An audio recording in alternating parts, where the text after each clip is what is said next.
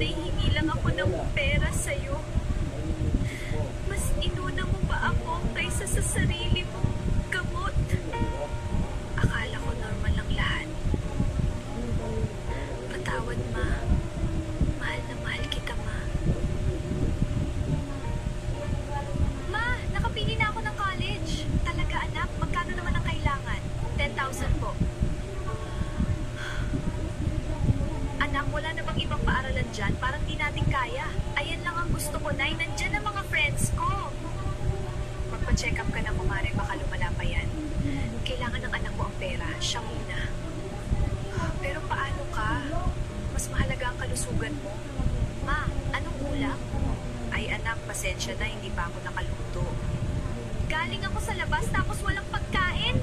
Pasensya na, anak. Ito na ang kailangan mong pera, anak. Sige po, alis na ako. Anak, pwede mo ba akong tulungan saglit? Kaya mo na yan, may babayaran pa ako. Sige anak, ingat ka. Kumare, ayos ka lang ba? Ayos lang ako, huwag kang mag-alala. Ay naku pa talaga, ayaw mo talaga magpatingin. Magsisearch na lang ako, baka may makita akong paraan.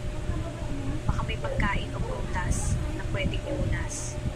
Ayaw mo ba talagang ipaalam sa anak mo ang kalagayan mo? Ayoko, gusto ko mag-focus lang siya sa pangarap niya. Anak, pwede bang tulungan mo ang mama maggawa ng gawaing bahay? Ayoko, pagod ako at stress, galing akong labas, ikaw na lang muna. Sige na, magpahinga ka muna, pagod ka. Ma, pwede bang mag-dorm na lang ako? Malayo kasi biyahe ko. Magkano ba, anak? Mga 15K po kada buwan. Sige anak, gagawa ng paraan ni mama.